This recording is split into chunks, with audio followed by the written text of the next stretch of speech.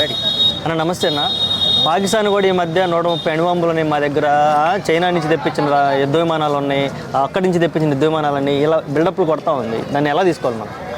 తప్పకుండా ఏది ఉన్నా ఎదుర్కోవడానికి భారత్ సంసిద్ధంగా ఉంది. ఇప్పుడు మనం నిన్న కూడా చూసినట్టయితే F-16 J-17 యుద్ధ విమానాలను కూడా భారత్ కూల్చివేయడం జరిగింది. అదేవిధంగా వాళ్ళు మన డ్రిల్ చేస్తూ వాళ్ళ యుద్ధ విమానంలోనే సాంకేతిక లోపాల వల్ల అది కూడా కూలిపోవడం జరిగింది.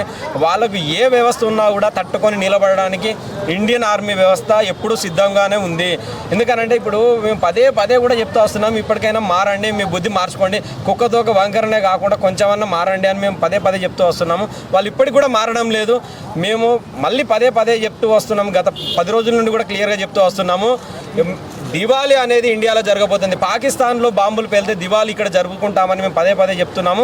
అదేవిధంగా ఈరోజు స్పష్టమైంది, అక్కడ బాంబులు పేలితే ఈరోజు ఇక్కడ దివాళీ జరుపుకుంటున్న పరిస్థితి. సో ఇప్పటికైనా మారండి. మీకు ఎవరిదో సపోర్ట్ ఉందని ఎగిరే కంటే అందరూ కూడా నిన్ను ముంచే వాళ్ళే ఉంటారు కానీ తేల్చే వాళ్ళు ఎవరు ఉండరు. నిన్ను రెచ్చగొట్టి భారత్ వైపుకు ఉసిగొలుపుతున్నారు తప్పించి వాడు ఎవడు కూడా నీకు సపోర్ట్ చేయడు. ఇప్పటికైనా పాకిస్తాన్ ఇప్పటికైనా అర్థం చేసుకోవాలి ఆ విషయాన్ని.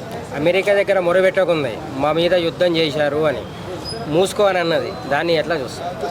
క్లియర్గా ట్రంప్ గారు చెప్పడం జరిగింది, ఒక వాటర్ బాటిల్ని పట్టుకొని మీకు తాగడానికి నీళ్లు లేని పరిస్థితి, అది భారత్ ఇవ్వాల్సిన పరిస్థితి. లాస్ట్గా అయితే మీకు గుద్ద కడుక్కోనికి నీళ్లు కూడా భారత్ ఇస్తేనే మీరు బతకాల్సిన పరిస్థితి అని స్పష్టంగా తెలియజేస్తున్నారు.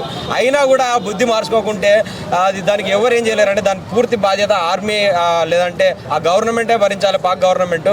ఎందుకంటే ఇక్కడ నుండి ఏదైతే మైదా పిండి కానీ ఏది కానీ ఇక్కడి నుండి పంపి తిని బతికే వాళ్ళు ఇంత మేకపోతు గంభీర్యాన్ని ప్రదర్శించాల్సిన అవసరమే లేదు. ఇప్పటికైనా మారండి. మీ ప్రజలను కాపాడుకోవాలంటే మీరు తప్పకుండా నరేంద్ర మోడీ గారిని శరణు వేడండి, లేదంటే మీ అందరికీ మరణం తప్పదు. ఓకే అన్న, థ్యాంక్ యూ సో మచ్.